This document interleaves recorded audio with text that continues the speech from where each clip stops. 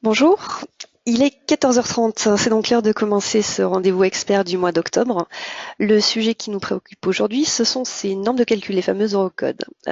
Dernièrement, vous en avez entendu parler à l'occasion du triste accident du balcon, l'effondrement qui a eu lieu à Angers en début de mois. Et les experts nous ont alors expliqué qu'il existait des normes pour garantir la sécurité des structures. Et là, en l'occurrence, si je ne me trompe pas, il s'agit de l'Eurocode 1, je crois. Mais bon, ces normes ne sont pas uniquement des documents à ressortir en cas d'accident, hein. Nous allons en apprendre bien plus au cours de la petite heure qui va suivre. Nous recevons en effet un spécialiste aujourd'hui. Il s'agit de Jean-Armand Calgaro. Merci de participer donc à ce rendez-vous expert. Pour rappel, vous avez été président du groupe national des Eurocodes de 2001 à 2013 et vous en êtes d'ailleurs toujours membre, si je ne me trompe pas. Et de 2007 à 2013, vous avez également été président du groupe européen des Eurocodes. Et enfin, je n'oublie pas que vous avez également rédigé la rédaction de l'ouvrage des Eurocodes, conception des bâtiments et des ouvrages de génie civil aux éditions Le Moniteur. Avant de vous laisser la parole, je rappelle aux participants qu'il s'agit d'une session interactive. Vous pouvez donc poser toutes vos questions via le chat. Vous voyez la petite boîte grise à droite de votre écran. Et à la fin de la présentation, nous collecterons les réponses et notre expert y répondra. Je vois que les derniers participants viennent de se connecter. Je pense on peut donc maintenant commencer notre présentation. Je vais laisser la parole à l'expert pour nous parler des Eurocodes.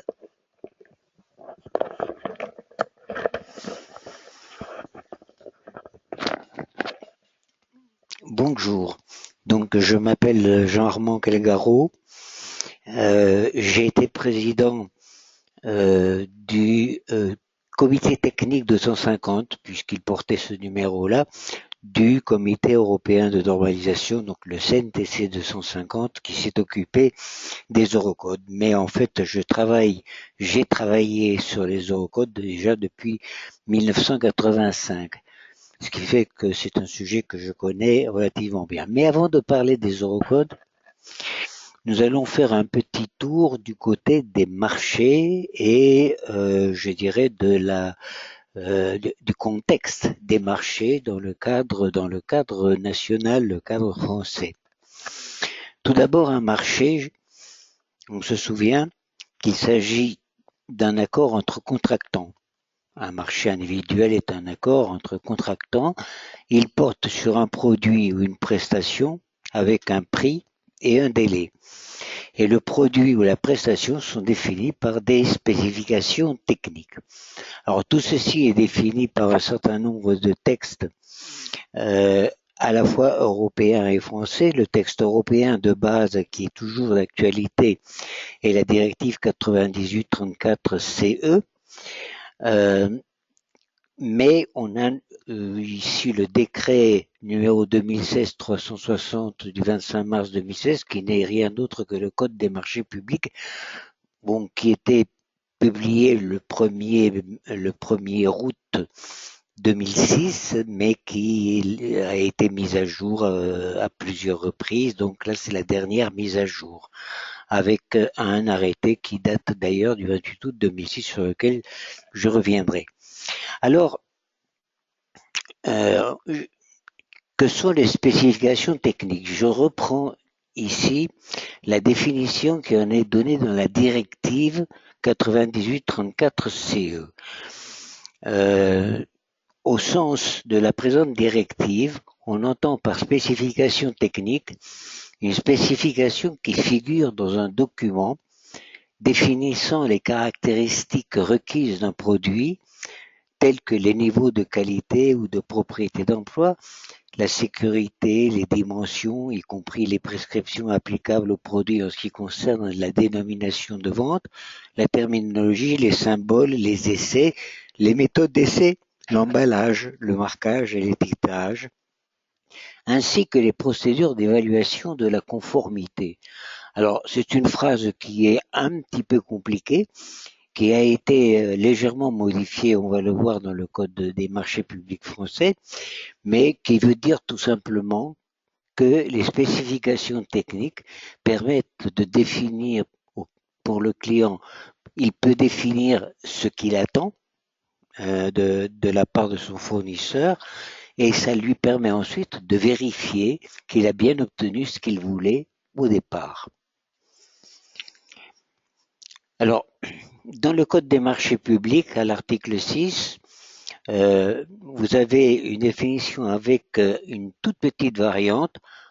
Les spécifications techniques définissent les caractéristiques requises des travaux, des services, des fournitures qui font l'objet du marché public, etc., etc.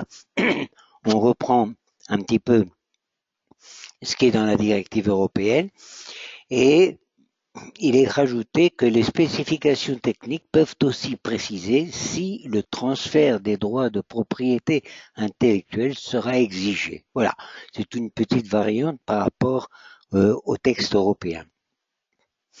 Alors, les spécifications techniques, c'est-à-dire ce que l'on veut obtenir de la part du fournisseur, peuvent être définies soit par référence à des normes ou à d'autres documents équivalents accessibles au candidat, soit en termes de performance ou d'exigences fonctionnelles. En fait, le Code des marchés publics prévoit qu'on peut combiner ces deux façons de définir des spécifications techniques. Certaines d'entre elles peuvent faire référence à des normes, d'autres peuvent être exprimées en termes de performance ou d'exigences fonctionnelles.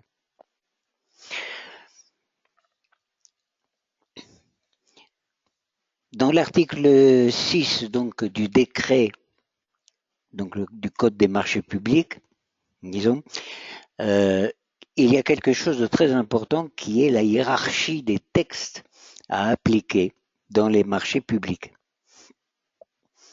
La hiérarchie est la suivante. Tout d'abord, les normes nationales transposant des normes européennes, c'est le top. Ensuite, les évaluations techniques européennes. Ensuite, les spécifications techniques communes. En petit d, vous voyez les normes internationales.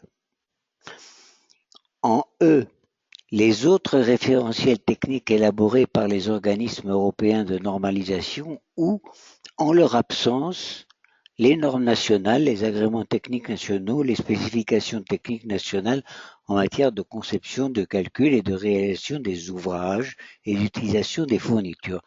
C'est-à-dire, en clair, la hiérarchie des textes est très simple. On ne peut utiliser des normes nationales que quand on a épuisé le stock de tout ce qui est international et là où on n'a pas trouvé exactement ce que l'on souhaitait. Voilà. Alors, finalement, qu'est-ce qu'une norme? Au sens de l'article 6 donc, du Code des marchés publics, une norme est une spécification technique adoptée par un organisme de normalisation reconnu pour application répétée ou continue dont le respect n'est pas obligatoire et qui relève de l'une des catégories suivantes, normes internationales, normes européennes ou normes nationales. Alors cette phrase est très importante parce que tout d'abord, une norme doit être produite par un organisme de normalisation reconnu.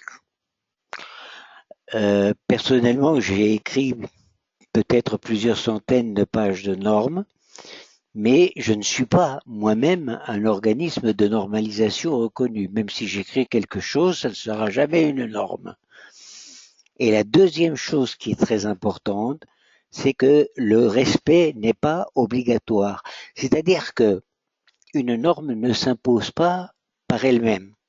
Il faut qu'elle soit imposée soit par une réglementation, soit elle peut être imposée par un client qui demande quelque chose à un fournisseur. Alors, certaines normes sont appelées normes harmonisées. Alors, une norme harmonisée, ça ne veut pas dire que c'est une norme qui a été obtenue après une harmonisation des points de vue de différentes personnes, parce que c'est le cas de toutes les normes. Une norme harmonisée a un sens très particulier. C'est une norme adoptée par l'un des organismes européens énumérés à l'annexe 1 de la directive 98/34/CE, En fait, c'est le SEN, le Sénélec et le TSI, à la demande de la Commission, conformément à l'article 6 de la dite directive. C'est-à-dire qu'une norme harmonisée est une norme qui a été jugée suffisamment importante par la Commission européenne pour que son développement soit financé directement par la Commission. Et ce sont les normes harmonisées qui, jusqu'à maintenant, les choses sont en train un petit peu d'évoluer, on va voir pourquoi. Ce sont ces normes harmonisées qui permettent de donner le marquage CE à un certain nombre de produits. Alors, bien que satisfaisant les critères des normes harmonisées, c'est-à-dire que les eurocodes ont été payés par la Commission européenne et payés très cher, les eurocodes ne sont pas des normes harmonisées. Mais leur valeur technique en fait des normes internationales de poids, naturellement. Alors, le système normatif français est très simple puisqu'il y a un seul type de norme véritable qui est la norme homologuée NF. Il s'agit d'un document doté d'une valeur technique reconnue puisqu'il y a une enquête publique et qui est officialisée par les pouvoirs publics. Il y a également des normes expérimentales, avec la nomenclature XP devant le numéro. Ce ne sont que des projets de normes soumis à une période de mise à l'épreuve et un fascicule de documentation qui est un document à caractère essentiellement informatif. L'AFNOR étant membre du CEN, du Comité européen de normalisation, l'AFNOR est obligé de traduire en français toutes les normes qui sont éditées par le CEN en langue anglaise. Sachant, je rappelle que les 3 langues officielles de l'Europe sont l'anglais, le français et l'allemand. Alors, la hiérarchie des textes, ça c'est très important. La législation et la réglementation, c'est-à-dire tout ce qui est publié au journal officiel, s'impose à celui qui rédige le marché comme à celui qui l'exécute. Elle prime sur la normalisation. Il faut faire attention, beaucoup de gens parlent parfois de règlement de béton armé, ce n'est pas un règlement. On peut parler d'un eurocode, on peut parler d'une norme, on peut parler de tout ce qu'on veut, mais ce n'est pas un règlement. Il faut que ce soit ou une loi, ou un décret, ou une circulaire, mais publié au journal officiel. Pour le reste, le marché fait la loi des parties. Les normes et les spécifications fixées ou acceptées par celui qui établit le marché s'imposent à son co-contractant. Selon les pays, les exigences réglementaires pesant sur le marché sont diverses et plus ou moins étendues. Pourquoi cette petite phrase? C'est pour rappeler simplement que pour tous ceux qui travaillent à l'export, il faut effectivement avoir une bonne idée de ce qu'est le cadre réglementaire du pays dans lequel ils vont formuler une offre pour construire un ouvrage, par exemple. Alors maintenant, j'en viens quand même aux eurocodes. Et une brève histoire des eurocodes. Tout a commencé à partir de 1971 avec la première directive marché public de travaux. Cette directive avait été transformée d'ailleurs en code des marchés publics d'une façon très simple dans tous les quelques pays de la CEE de l'époque, et en particulier en France. C'était une très bonne directive, mais elle comportait un article absolument impossible à utiliser qui, disons pour simplifier les choses, stipulait que il fallait considérer que les règles de calcul de tous les pays, il n'y en avait pas beaucoup, mais de la communauté européenne étaient équivalents. Par exemple, on voulait construire un pont en France, une entreprise allemande soumissionnait en justifiant par le calcul avec les normes DIN son pont, eh bien, on ne pouvait pas refuser l'offre uniquement. On pouvait la refuser pour tout un tas de raisons, mais on ne pouvait pas la refuser simplement parce que le pont avait été calculé avec des normes DIN. Alors, naturellement, cet article était absolument inapplicable, ce qui fait qu'au bout de quelques années, assez rapidement, euh, la Commission européenne s'est rapprochée d'un certain nombre d'experts à l'époque pour leur poser la question suivante. Est-ce qu'il ne serait pas possible de faire quelques textes qui permettent de juger d'une façon plus saine les appels d'offres internationaux? Alors, ces experts étaient pour la plupart des experts qui appartenaient au comité européen du béton, ce qu'on appelle le CEB. À l'époque, on l'appelait le CEB.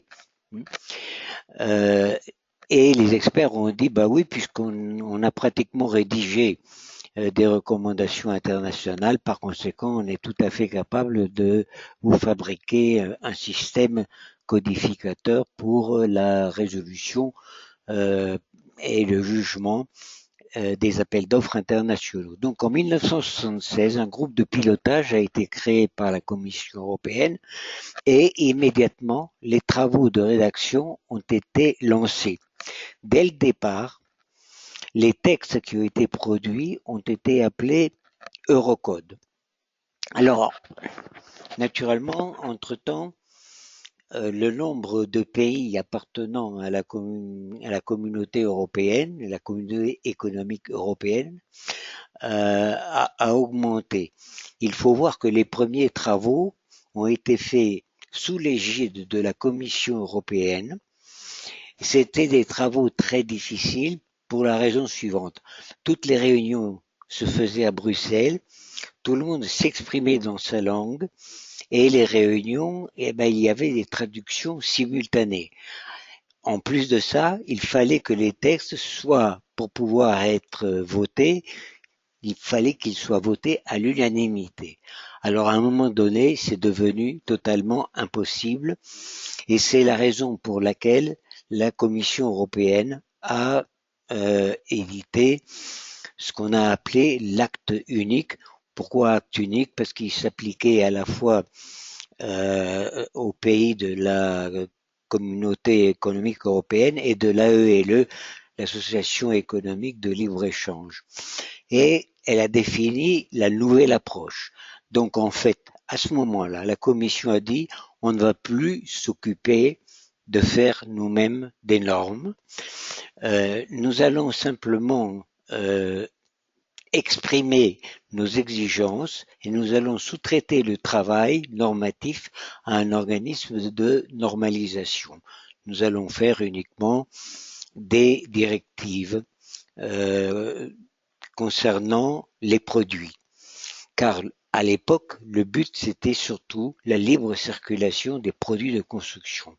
Alors, pour ce qui nous concerne, la directive qui s'est imposée était la directive produits de construction de fin 1989, en fait 1990. Ce qui fait qu'en 1990, les Eurocodes ont été rattachés à cette directive. Et donc en 1990, les premiers Eurocodes qui avaient fait l'objet également d'enquêtes internationales, etc., etc., tout ça a été transféré au Comité européen de normalisation, la Commission lui demandant d'en faire des normes.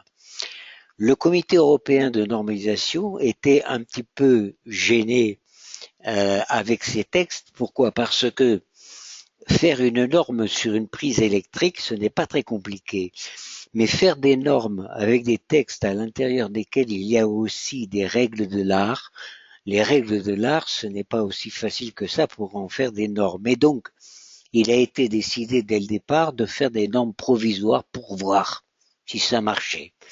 Ça a été la période où ont été développés ce qu'on a appelé les ENV. Alors, EN comme Euronorme, et le V, c'est le V de provisoire, du mot allemand provisoire. Voilà. Donc, ces ENV ont été développés en gros entre 1990 et 1997. Et à ce moment-là, personne n'y a vraiment cru en se disant oui, oh, bon, si c'est des normes provisoires, avant qu'on ait des normes définitives, il fera très chaud, le réchauffement climatique sera extraordinaire. Ce qui fait que personne ne les a pratiquement utilisés, ces ENV. Et donc, en 1997, la Commission européenne a envoyé à toutes les administrations de tous les pays membres de ce qui était devenu l'Union européenne une note en leur demandant, bon, nous avons les ENV, est-ce que vous êtes d'accord pour que nous les transformions en normes définitives EN? Comme personne ne les avait pratiquement utilisées, tout le monde a dit oui, oui, oui, très bien, bien. Et donc les travaux de conversion des normes provisoires en normes définitives a démarré en gros en 1998. Et là, les normes actuelles ont été produites. Le dernier texte ayant été voté au mois de mai 2007. Voilà. Donc, ce sont les normes avec lesquelles nous vivons. Alors, que s'est-il passé après 2007? Après 2007, tout d'abord, les experts, ils se sont pas couchés pour se reposer. Ils ont dit, maintenant, il faut continuer et prévoir l'avenir. Sur le plan administratif, il a été prévu que les normes nationales contradictoires soient retirées le 1er avril 2010. Bon, ça n'a pas été fait du jour au lendemain, mais ça s'est fait quand même assez rapidement. Les experts qui étaient à ce moment-là aux manettes des Eurocodes ont défini 4 axes pour la suite. Premier axe, la maintenance, mais ça c'est un axe normal pour un organisme de normalisation comme le CEN. L'harmonisation, on va voir ce que c'est. La promotion, essentiellement en dehors des pays de l'Union européenne. Et puis des développements supplémentaires, les développements futurs. Autre chose très importante, la directive produits de construction de 1989-1990 a été abrogée et remplacée par une réglementation. Donc maintenant, il y a une vraie réglementation produits de construction qui a été adoptée au niveau européen en janvier 2011, qui est entrée en application obligatoire en France le 1er juillet 2013. Donc voilà une petite histoire des Eurocodes qui va permettre de mieux comprendre ce qui se passe par la suite. Alors, ces Eurocodes actuels, je dis bien actuels, ils sont au nombre de 10.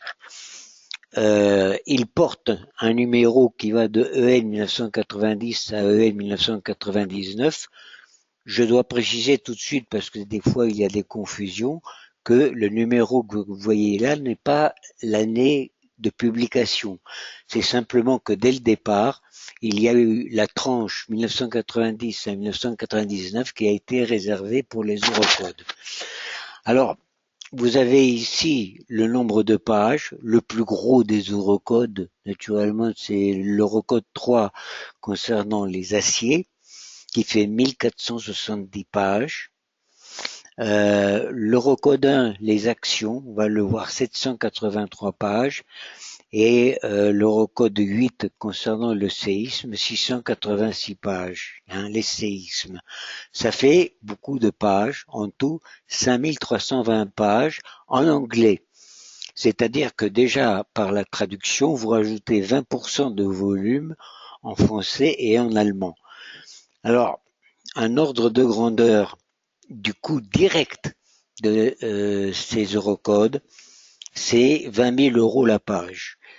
Donc vous voyez tout de suite que c'est un système que les pays ne peuvent pas se payer le luxe de reprendre, et c'est aussi la raison pour laquelle les Eurocodes sont en train de s'étendre, enfin leur usage est en train de s'étendre dans des pays hors Union européenne.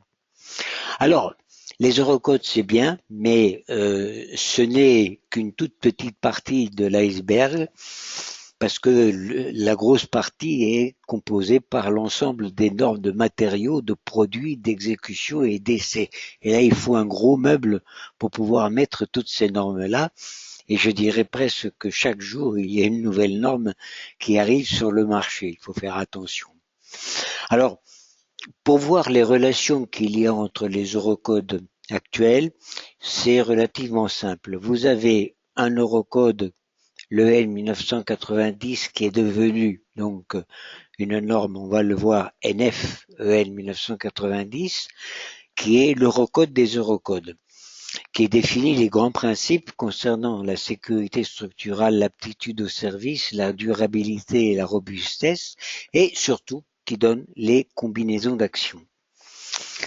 Un eurocode, l'eurocode 1, le numéro d'eurocode, c'est toujours le dernier chiffre.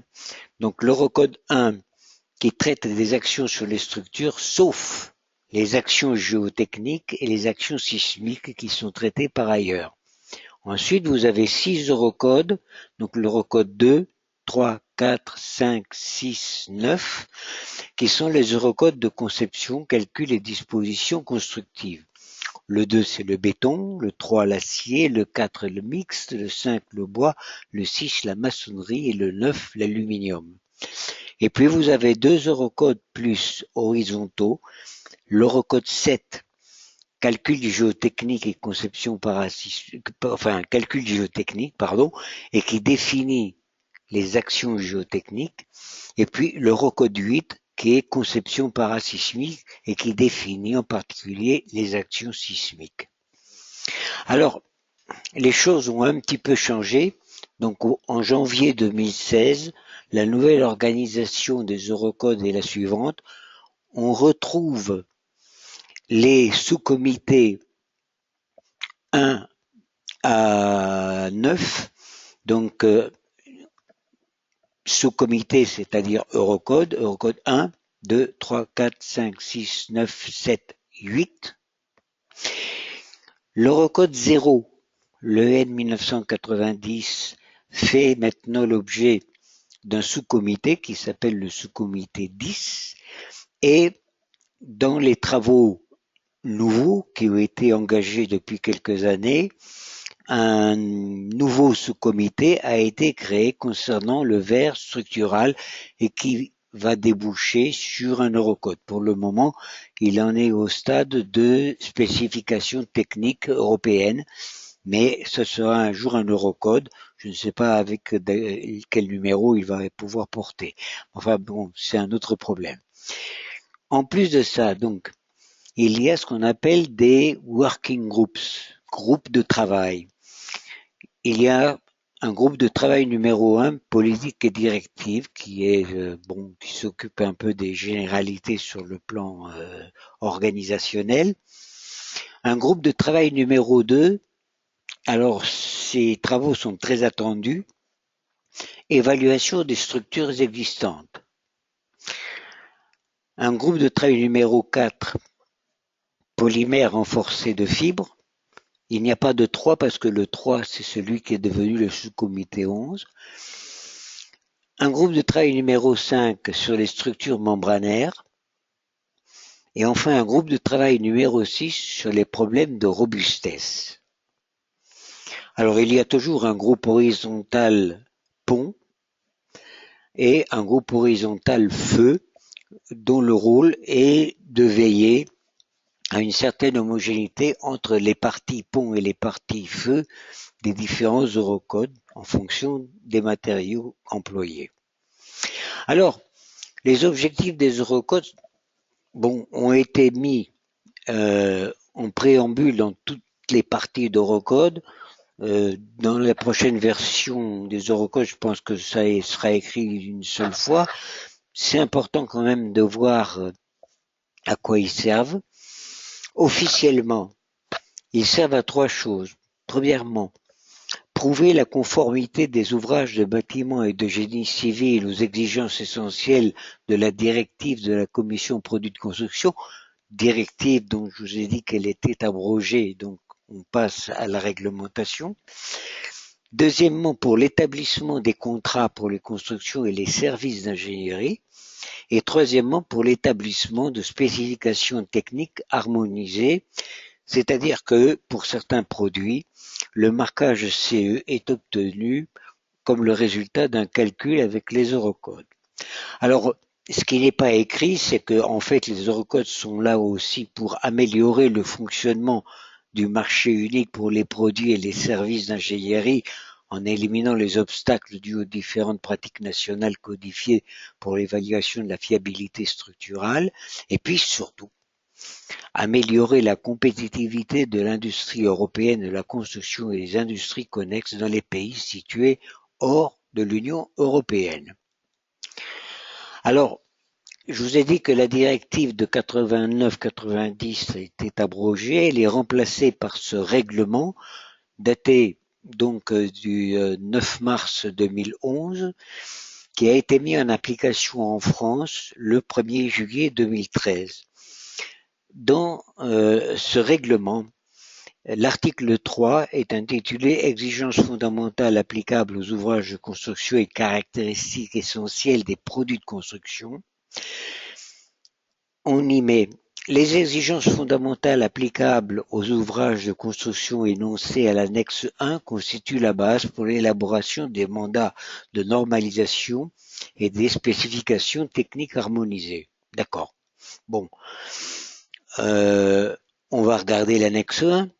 L'annexe 1 donc dit les ouvrages de construction dans leur ensemble, de même que leurs parties. Donc il ne s'agit plus seulement d'assurer la circulation, la libre circulation des produits. Hein. Donc c'est les ouvrages de construction dans leur ensemble, de même que leurs parties, doivent être aptes à leur usage prévu, compte tenu notamment de la santé et de la sécurité des personnes concernées tout au long du cycle de vie des 10 ouvrages. Pour la première fois, on voit quand même le terme cycle de vie apparaître dans un texte international comme ça. Sous réserve d'un entretien normal, les ouvrages de construction doivent satisfaire aux exigences fondamentales applicables aux ouvrages de construction pendant une durée de vie raisonnable du point de vue économique. Alors, quelles sont ces exigences fondamentales? Il y en a 7. Au départ, il n'y en avait que 6 dans la directive produits de construction, donc résistance mécanique et stabilité, sécurité en cas d'incendie, hygiène, santé, environnement, sécurité d'utilisation, on y a rajouté quand même et accessibilité, protection contre le bruit, économie d'énergie et isolation thermique.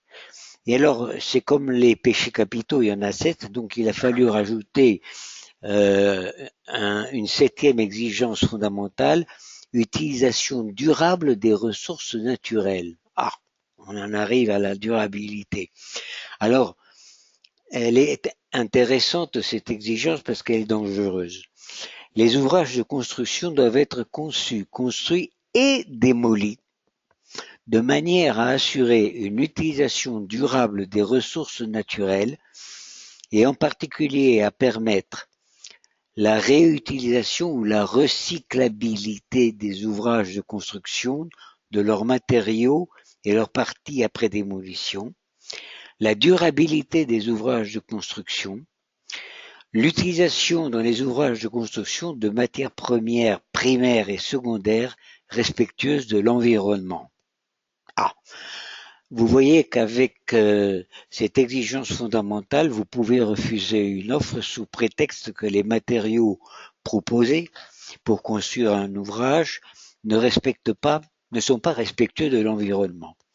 Je voudrais rajouter simplement une petite chose. Vous avez ici la durabilité des ouvrages de construction.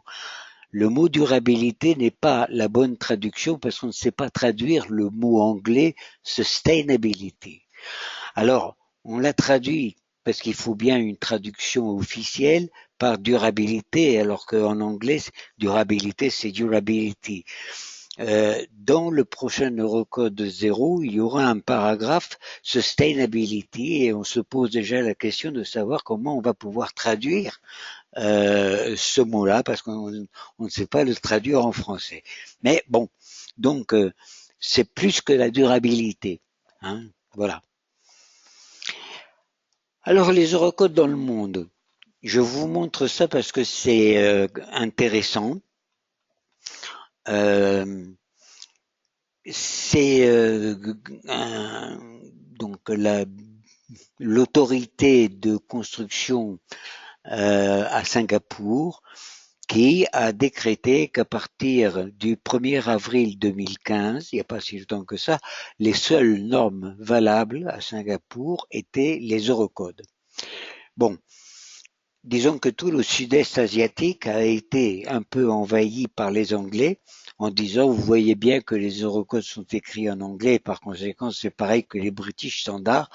Comme ces pays-là avaient l'habitude de travailler avec les British Standards, eh bien, ils ont adopté les eurocodes avec les normes d'application britanniques sans aucune difficulté.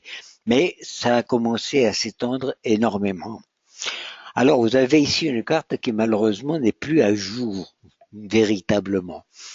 Vous avez en bleu les pays, les États membres de l'Union européenne. Alors, il y a l'Angleterre, là on aurait dû la peindre en vert, mais il va falloir mettre à jour ce machin-là. Et puis, vous avez en rouge tous les pays dans lesquels ont eu lieu des formations continues et qui se sont intéressés aux eurocodes. La carte n'est plus tout à fait à jour car vous avez les pays qui sont ici, qui sont les pays francophones d'Afrique intertropicale, qui sont en train de basculer eux aussi sur les eurocodes. Donc, vous voyez, c'est en train de s'étendre. Dans les pays du Maghreb, c'est déjà fait. Je vous montre ça parce que ça vaut quand même la peine. Un bâtiment à Benghazi en Libye, euh, qui est un bâtiment de 20 étages, fait calculer avec les eurocodes par un bureau d'études d'ailleurs fort réputé tunisien qui est cette Tunisie. Ce bâtiment a bien poussé. Bon, cette photo date d'un an, donc maintenant le bâtiment est terminé.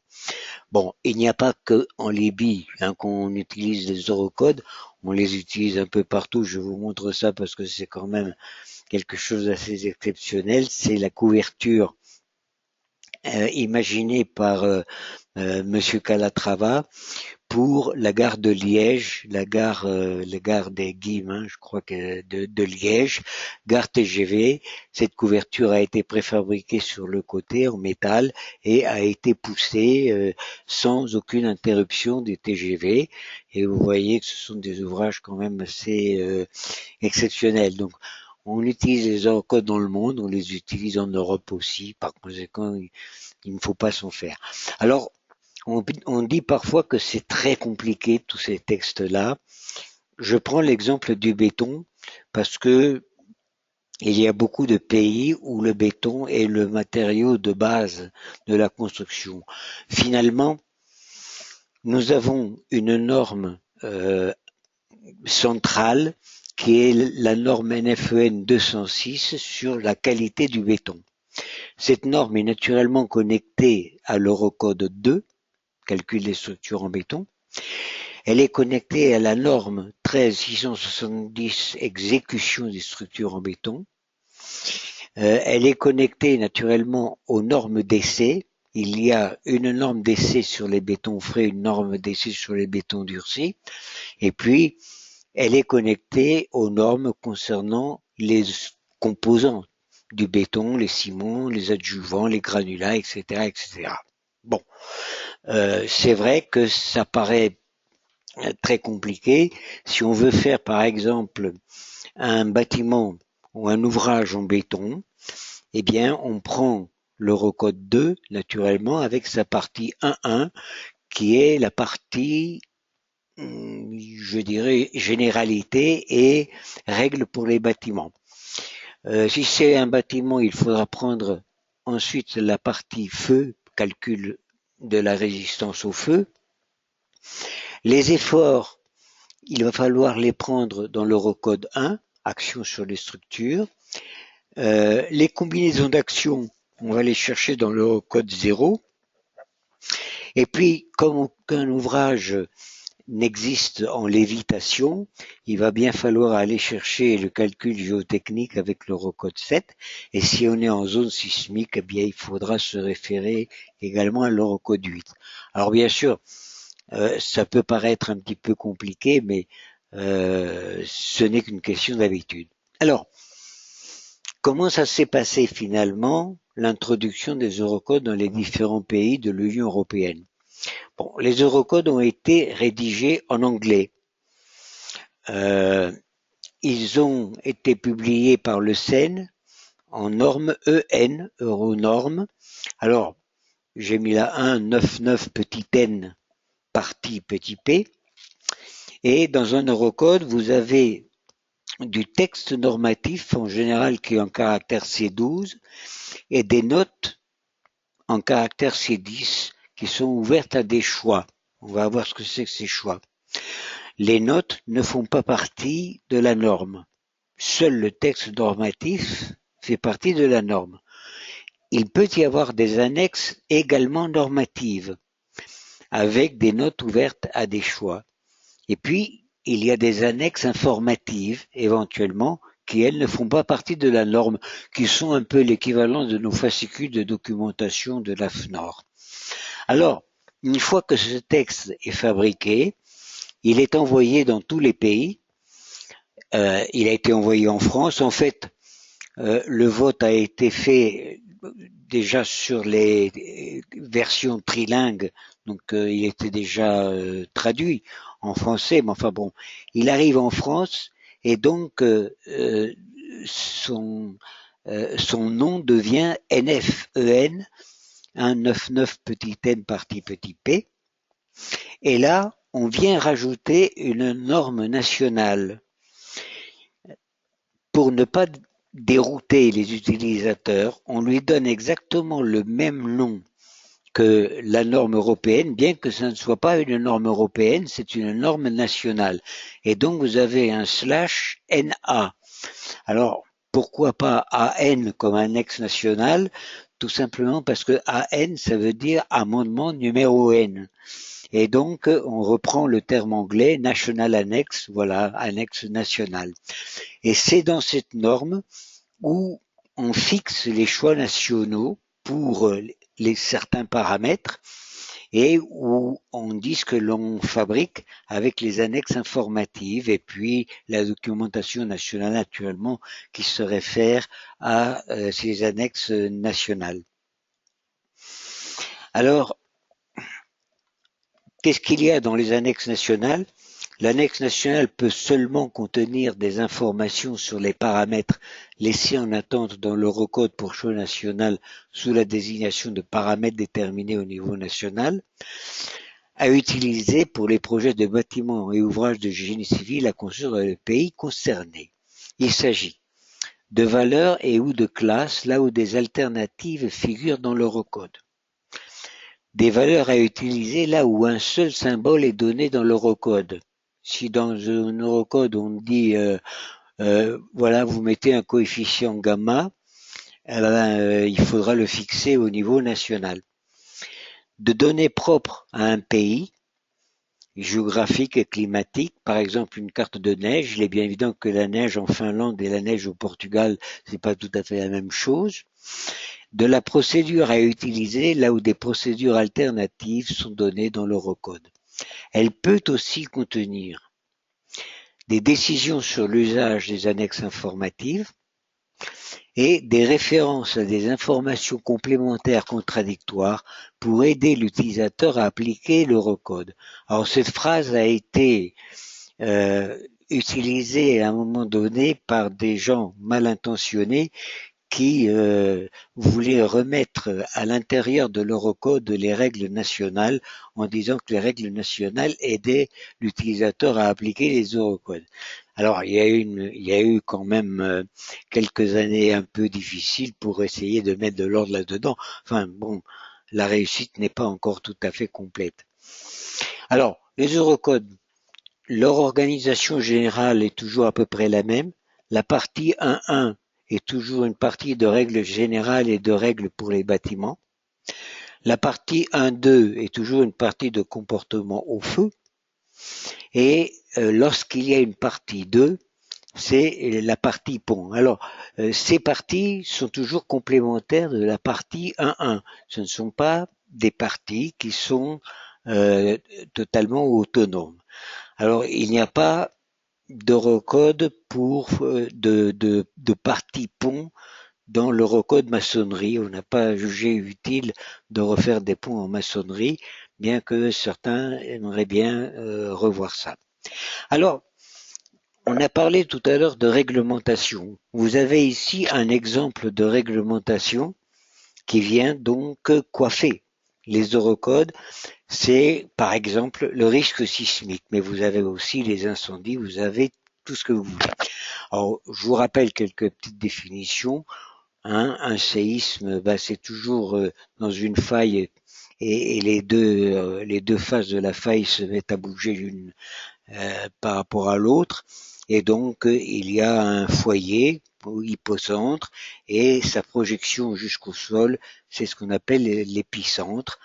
Et il y a des ondes donc qui vont se balader et qui vont faire bouger les constructions qui ne sont pas trop éloignées naturellement de l'épicentre. Bien. Alors, on sait mesurer des accélérations, car un séisme, ce n'est jamais qu'un mouvement du sol avec une accélération. Vous avez ici quelques exemples, deux exemples d'accélération qui ont été enregistrés en Italie lors du séisme du 29 mai 2012. C'était après l'Aquila, ce n'est pas encore le dernier séisme qui était encore plus fort. Bon, on sait faire ce genre de choses et analyser tout ça. On définit la magnitude. En 1935, Richter a défini la magnitude d'un séisme par une formule où il y a un logarithme décimal de deux grandeurs. A, qui est l'amplitude maximale enregistrée par un sismographe au bout d'Anderson à 100 km de distance de l'épicentre du séisme, et à 0, une amplitude de base de 10 puissance moins 3 mm. Alors naturellement, cette définition a été modernisée, mais je la montre simplement parce que quelle que soit la définition moderne que l'on prenne, il y a toujours cette histoire de logarithme, c'est-à-dire que quand on passe d'une magnitude de 3 à 4 ou de 4 à 5, en fait, ça augmente, ça multiplie par 10, si vous voulez, l'accélération, c'est-à-dire le déplacement. Donc, il faut bien voir que à partir de 5, j'ai vu ce matin sur BFM TV qu'il y a eu quand même un séisme de magnitude 4,4 en Guadeloupe. Je crois que 4,4, ça se sent déjà très bien, n'est-ce pas? Même si ça ne fait pas encore de gros dégâts. À partir de 5, c'est mauvais. Alors, vous avez ici un exemple de décret donc du 22 octobre 2010 relatif à la prévention du risque sismique. Ce décret comporte un article 4 qui dit les dispositions du Code de l'environnement et du Code de la construction et de l'habitation dans leur rédaction issue des articles 1 à 3 entreront en vigueur le premier jour du 7e mois suivant la publication du présent décret. Bon, peu importe. Le jour même où ce décret est sorti, il y a eu un arrêté, donc du 22 octobre 2010, relatif à la classification et aux règles de construction parasismique applicables aux bâtiments de la classe dite à risque normal. Ensuite, il y a eu un arrêté du 24 janvier 2011 fixant les règles parasismiques applicables à certaines installations classées, genre Céveso. Alors, la classe dite à risque normal comprend les bâtiments, équipements et installations pour lesquels les conséquences d'un séisme demeurent circonscrites à leurs occupants et à leur voisinage immédiat. Toutefois, ces bâtiments, équipements et installations sont répartis en 4 catégories d'importance et donc vous avez ici la description des catégories d'importance qui vont permettre de moduler l'intensité de l'accélération, de l'intensité du séisme à prendre en compte au niveau des calculs. Ensuite, il y a un arrêté du 26 octobre 2011 relatif à la classification aux règles de construction parasismique applicables aux ponts de la classe dite à risque normal, et un arrêté du 25 octobre 2012 modifiant l'arrêté de 2010 relatif à la classification aux règles de construction parasismique applicables aux bâtiments de la classe dite à risque normal. Bon, finalement, un zonage sismique a été établi. Il est de la compétence des autorités nationales, donc ça aussi c'est la loi. Il est décrit par une accélération AGR qui est l'accélération maximale de référence au niveau d'un sol de classe A, c'est-à-dire de rocher. Il correspond à une période de retour de référence TNCR pour l'exigence de non-effondrement et on ajuste cette accélération maximale à l'aide d'un coefficient d'importance gamma i pour obtenir l'accélération de calcul AG égale AGR multiplié par gamma i. Voilà. Alors vous avez ici un exemple de coefficient d'importance donc qui est attribué aux bâtiments en fonction de leur catégorie. Donc ça ne présente pas beaucoup de difficultés. Alors, une notion peut-être à laquelle on n'est pas toujours très habitué, c'est la notion de période de retour. Tout le monde parle de la crue centennale ou de la crue décennale. Bon, c'est la crue, par exemple, qui revient en moyenne tous les 10 ans ou en moyenne tous les 100 ans. Eh bien, dans le cas des séismes ou de n'importe quelle autre grandeur, c'est exactement la même chose. Et la période de retour, vous voyez, c'est l'intervalle de temps qui sépare le dépassement d'une certaine valeur donnée, par exemple, en montant. Ici, on la dépasse une fois en montant, on la dépasse une deuxième fois en montant, etc. Alors, ces intervalles sont de longueurs différentes, mais leur valeur moyenne, c'est ce qu'on appelle la période de retour, et période de retour de la valeur x, t de x, est égale, lorsque la probabilité est faible, donc à la fraction donc d'une durée de référence R, généralement 50 ans, mais ça peut être un an, divisé par la probabilité de dépassement de la dite valeur x pendant cette durée R. Alors, c'est avec ce genre de principe, en particulier, qu'a été définie l'aléa sismique de la France. Alors, la carte que vous voyez là, donc, vous donne les zones avec l'intensité de base du séisme et les accélérations de base. Ça va de très faible à fort, naturellement, dans les îles des Caraïbes, naturellement. Bon, vous voyez, il y a quand même il y a la zone de Strasbourg, il y a dans les Alpes, il y a Nice, Menton, et puis vous avez ici la zone pyrénéenne où il y a un risque d'avoir quand même des séismes relativement sensibles. Alors ça, c'est la loi, et la loi impose maintenant de faire les calculs de tous les ouvrages avec l'Eurocode 8. Mais quand on dit l'Eurocode 8, ça veut dire qu'on utilise tous les autres Eurocodes parce que aucun texte national n'est compatible véritablement avec l'Eurocode 8, puisque les Eurocodes ont été faits de façon à être entièrement compatibles entre eux, les uns avec les autres. Alors les axes de développement des Eurocodes, on l'a vu, promotion, formation, surtout à l'extérieur de l'Union européenne, la maintenance qui est normale. Alors l'harmonisation, je reviens là-dessus. Pourquoi? Parce que en fait, la Commission européenne est très gênée par l'existence de ces paramètres à détermination nationale qui bloquent un petit peu la libre circulation des biens des matériaux, des produits et de l'ingénierie. Par conséquent, elle souhaite que dans le futur, les annexes nationales soient réduites absolument au maximum. C'est ça que veut dire le terme harmonisation.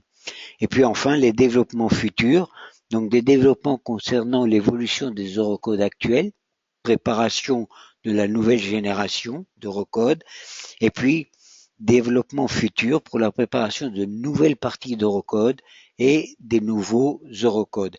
Donc en particulier, comme je vous ai dit, les structures existantes, le verre, qui est le plus avancé, les polymères renforcés de fibres, les structures membranaires, et puis la robustesse qui est en principe destinée à être répartie dans les autres eurocodes. Voilà. Alors, pour en savoir plus, il y a pas mal de littérature et en, anglaise beaucoup, mais aussi française. Et vous en avez ici un petit exemple. Voilà, je crois que ça serait, si vous voulez en savoir plus, mais il y a un ouvrage qui est plus récent que celui-là encore. Hein. Donc voilà. Mais merci. Merci beaucoup pour cette présentation bien claire. Et nous allons maintenant passer aux questions-réponses. Je vais peut-être vous laisser... nous avons pas mal de questions. Je pense pouvoir déjà dire que nous allons dépasser le temps limite.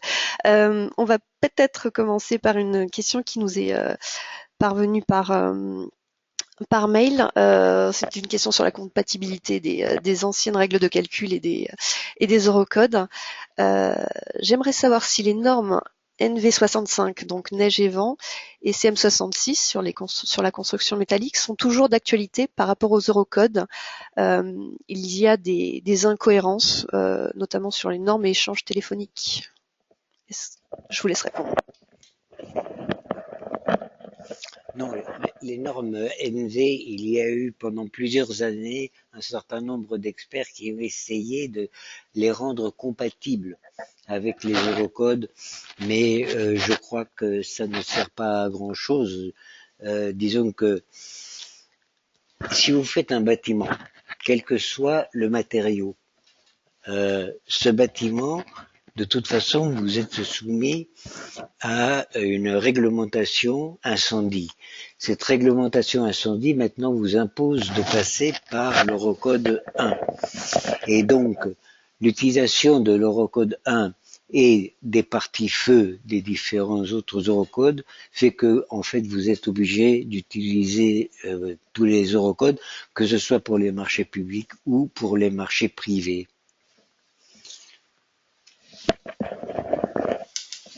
Alors, aujourd'hui, toutes les normes nationales ont été retirées en France. Alors, les normes nationales sont retirées en ce sens que vous pouvez toujours les acheter auprès de l'AFNOR, mais il faut voir qu'en France, comme d'ailleurs dans tous les autres pays, les normes nationales n'ont plus été maintenues. Donc, la durée de vie normalement d'une norme, c'est une quinzaine d'années. Par conséquent, les normes nationales ne servent plus à grand chose ou ne serviront plus à grand chose. Il y a simplement un cas particulier qui est celui de l'Eurocode 7 qui lui dispose de normes d'accompagnement nationales. Ça a été prévu dès l'origine pour pouvoir faire des calculs. Avec l'Eurocode 7, on ne peut pas faire de calcul directement. Donc, il y a des normes qui, elles, s'appliquent en même temps que l'Eurocode 7. D'accord. Alors, pourquoi n'y a-t-il pas de directive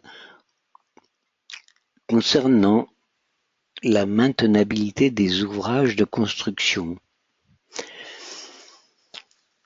Alors, c'est pas d'abord le terme directive est dangereux. C'est pas, il n'y a pas de directive européenne, il n'y a pas de directive au niveau français.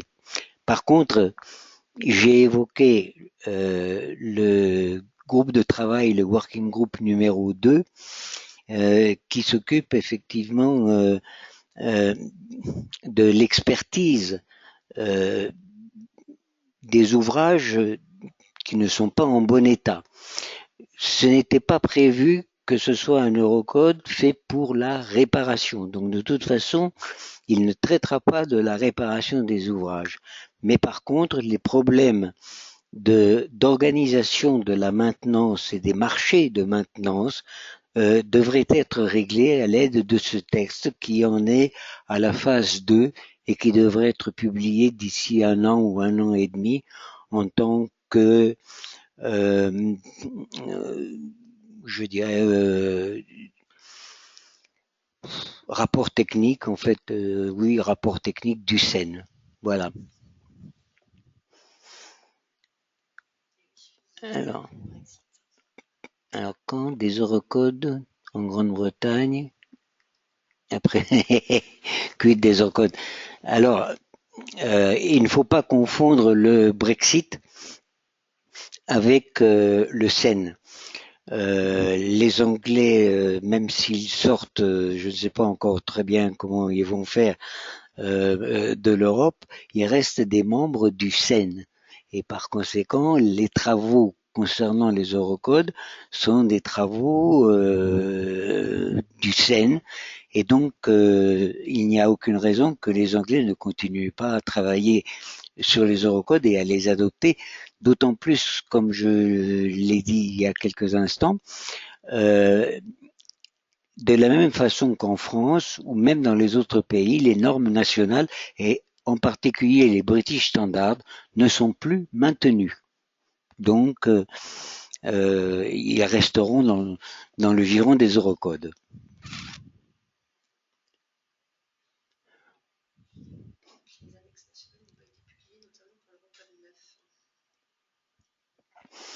Oui, il y a quelques retards à l'allumage pour l'Eurocode 9, pour la simple raison qu'il a été très difficile de trouver une commission française de normalisation concernant ce matériau.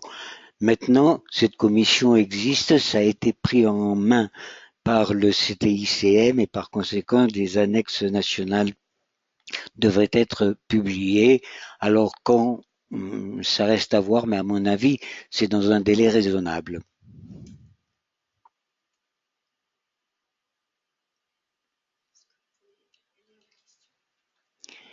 Moi, j'arrive pas à voir. La référence aux normes est obligatoire en marché public, pas en marché privé.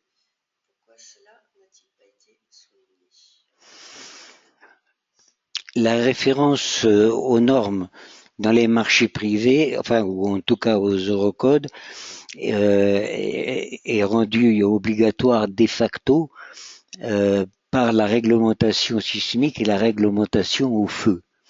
Alors, s'il s'agit d'un ouvrage qui échappe au feu et au séisme, effectivement, on peut très bien ne pas appliquer les eurocodes. Et autrement, on est bien obligé de les appliquer, même dans les marchés privés. Doit-on utiliser les eurocodes pour intervenir sur un ancien bâtiment dont la structure avait été calculée avec des normes nationales? Alors, c'est tout le problème de l'évaluation des ouvrages existants. Euh, je pense que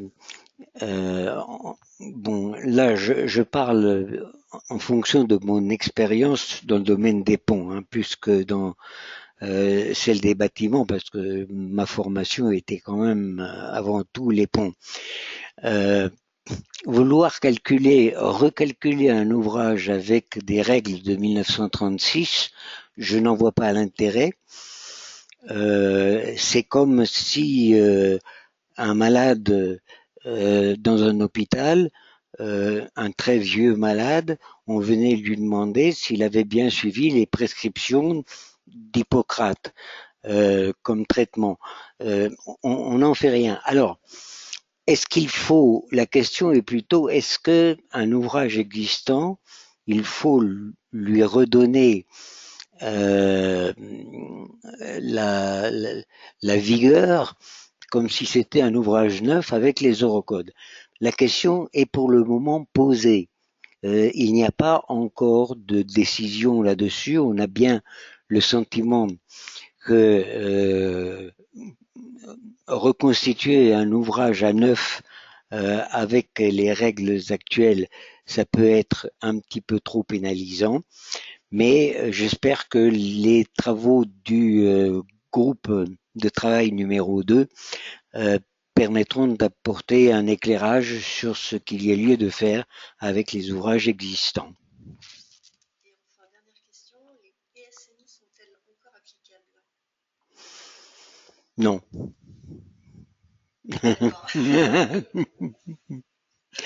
Non. Merci encore pour ces réponses. Et puis pour cette présentation également extrêmement intéressante. Je vois que nous n'avons plus de questions.